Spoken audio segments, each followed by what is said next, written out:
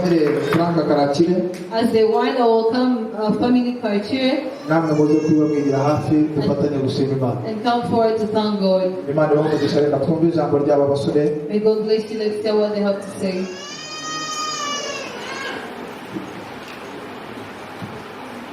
Hallelujah. Amen. Babingenze twamagaza ahangaha imbere y'inama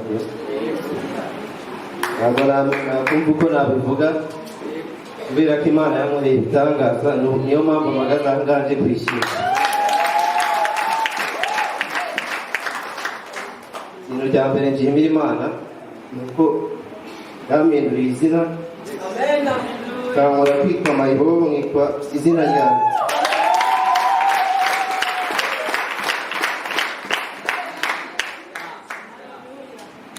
Abantu banza ahangaha najyaga nza gutora amacupa baba banywereyemo amazi ahangaha. Ibyo ngibyo ndabishimiye Imana yuko byarangiye ubu ngubu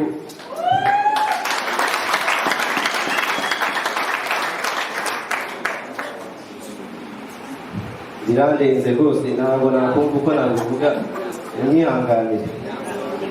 Ikindi cya kabiri nshima Imana imyaka 2 namaze byose ndara hanze ndi imbobo hariya mu Giporoso ariko ndashima Imana rwose ko byarangiye ubu ngubu nsigaye narasubiye mu rugo n'umwana wanjye.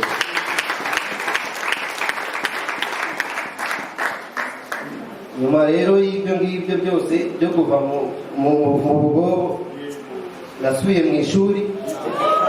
Ikintu cya mbere nshimira Imana ni uko kugira ngo nsubire mu ishuri yanyohereje umuterankunga ari we bamwita DJ Felix muramuzi bamwe muri aba ngaba bari ahangaha akorera hariya mu Giporoso. Icyo ni cyo kintu cya mbere cya kabiri nshimira Imana yaranyishyuriye imyaka 2 yose guhera mu wa mbere kugeza mu wa kabiri nubwo byaje kugera aho ngaho bigahagarara ariko ndamushimira cyane kuba Imana yaramunyohereje ngasubira mu ishuri. Amen. Ikintu cya gatatu rero ndashima Imana yuko natsinze icya leta.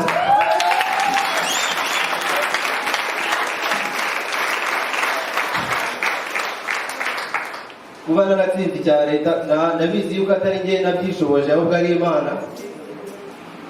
Nari mfite ikibazo nyine nzi ko nta minerivare nzabona ariko mu kanya nari ndi hariya hanze bari bampamagaye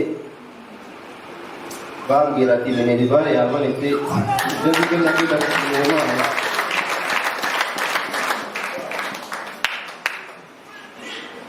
Cya kabiri ikindi nashimira Imana ni uko nabatirijwe muri ino torero nk'abahanga. Murakoze. Hallelujah. Hallelujah. Hallelujah. Hallelujah. Amen. Ikintu nanjye cya mbere mbanje gushimira Imana muri byose nk'uko bivuze turigana mu ishuri rimwe twiganaga nawe. Ubu ngubu nanjye ndashimira Imana ko 2017 2018 wabaye nyine ari umwaka muri njyewe mvuga ngo naboneyemo ibintu nyine bimbabaza mu bijyanye no kwiga. Nigaga mu wa 6 ndasibira kubera ko ntabwo nyine nagize amanota meza mu rugo yafite umwanzuro wo kunsibiza. Nanone Teacher Anita batwigisha muri Sunday School akajya ambwira ngo ikintu cyose kibavuga impamvu kandi wihangane Imana irakuzi bitamubwira. Rero ngo narakomeje ndiga ntangira gutsinda mu bana mbere umwanya warutaga amanota nagiraga ariko maje gusibira ndakora n'ubundi nabwo ndongera ndatsinda. Arasema ko naje imbere yawe ubu ngubu noneho bino bimenya bigenda gutya tsindwa wa 6 gutyo. Ariko ikintu nshimira Imana nagiye mu wa mbere segonderi njya kwiga hariya numvaga nashaka kujya kwiga nshaka internet cyane ariko nyine Imana ibintu byose bikora ku bw'Imana. None ubwo ndasibiye ndavuga ati Imana ngiye kwiga ushoboze uzampa imitsinda mu wa 3. Ubwo ngo narakomeje ndiga ntangiye ndaperforminga neza mu ishuri. Ubu ngubu mu bana najyaga nza ndi inyuma banyuma 5 banyuma ndashimira Imana ko nza muri 5 ya mbere kandi naratsinze cyane. Icyo ni ikintu nshimira Imana cyane, ariko muri iyo kariyeri yanjye yo kwiga nyine ndabishimira Imana, naho banyohereje ndashidikanya ko Imana izakomeza kubana nanjye. Ikindi nshimira Imana cyane cyane ni uko yamaye kumenya Kristo, kuko nawe wenyine nabonye itanga byose. Rero nsoza nkagira ngo hari abana twiganaga mu wa gatatu, twarigaga ariko tugapanga umunsi wo gusenga, tukavuga ati Imana iyo ishobora byose, reka Imana tuyihereze umunsi n'abanyeshuri dusenge. Mu wa gatatu Imana yadushoboza, abanyeshuri bose twiganaga muri iryo shuri twese twabonye ibigo twaratsinze. Bakeneye gushima Imana. Twigana mu gikoresho abantu bumvaga nyine ari ahantu habaswa pe batsinze kandi koko batsinzwe, ariko ndashimira Imana ko twaje mu bantu batsinze cyane, n'ikigo kikishima n'abayobozi bakishima. Icyo kintu ndabishimira Imana. Rero muri uwo mwanya nahamagaraga abantu bose twiganaga bicaye aha ngaha, banga bareba aha ngaha, soza bihuse utambuka bihuse. sinatanikiye aho twiganaga bose bazi ko bicaye aha ngaha.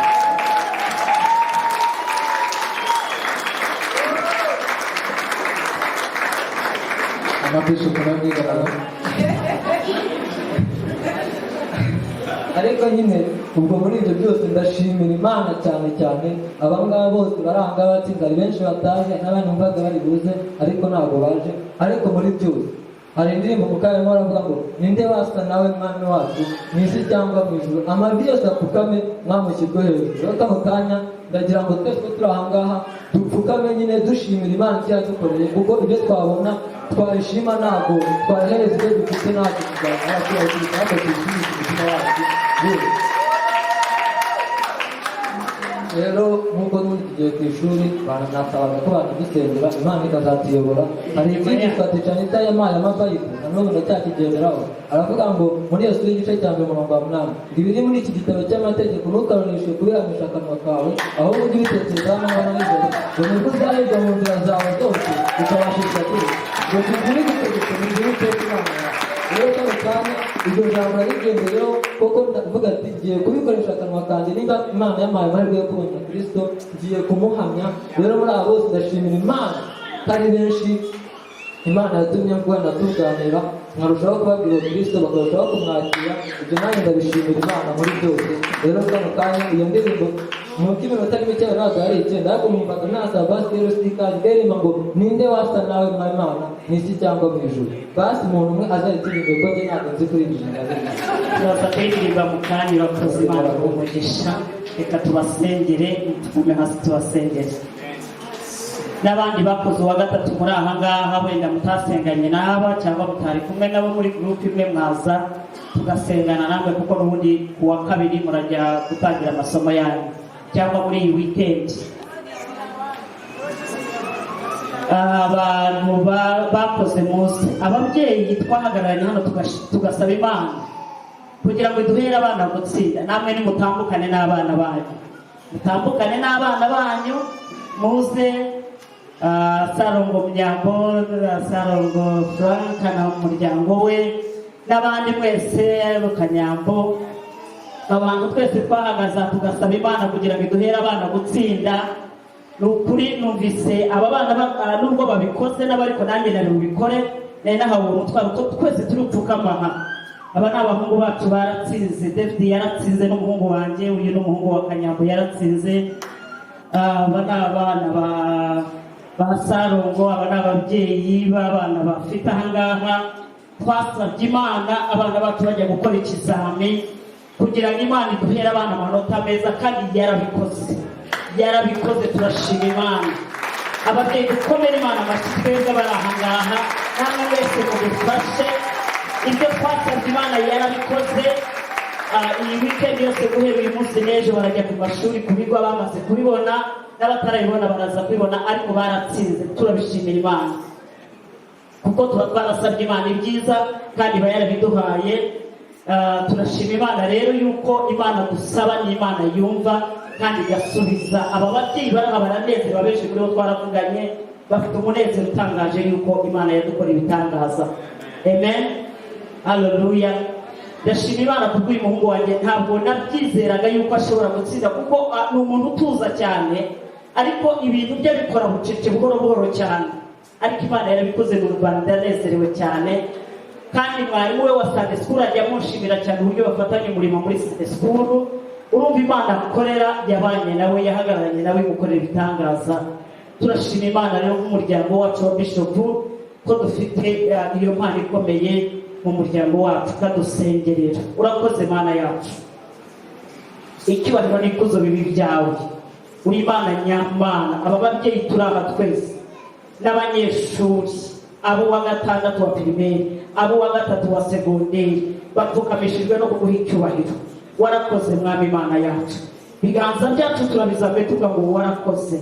Icyubahiro kibi cyawe, waranesheje Mwami, uhora unesha kandi uzahora unesha.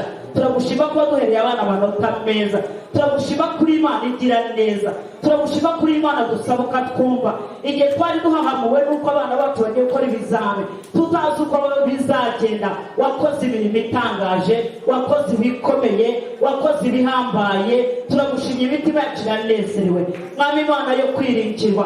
Bagiye kujya mu mashuri n'ubundi barakomeje, turabakuragije Kristo w'i Nazareti. Reka imbaraga zawe zibane nabo, reka imbaraga zawe zibakurikirane. Aho tuzaba tutari ngo dukurikirane ibyo biga, aho tuzaba tutari ngo dukurikirane imyifatire yabo, dukurikirane imico yabo, duhane duteshe. Umwuka wawe wera agendane nabo, imbaraga zawe zigendane nabo. Komeza ubane nabo muri biriya bigo Mwami, komeza ubane nabo babere urugero abandi mu izina rya Yesu. Uko aba bana bahagaze bagahamya izina ryawe n'imirimo wakoze muri bo, reka aba banyeshuri bapfukamye aha bose, ndetse natwe ababyeyi aba ariko tuzongera guhagarara dushima imirimo wakoze n'ubundi ubagaruye amahoro, byiringiro bizima.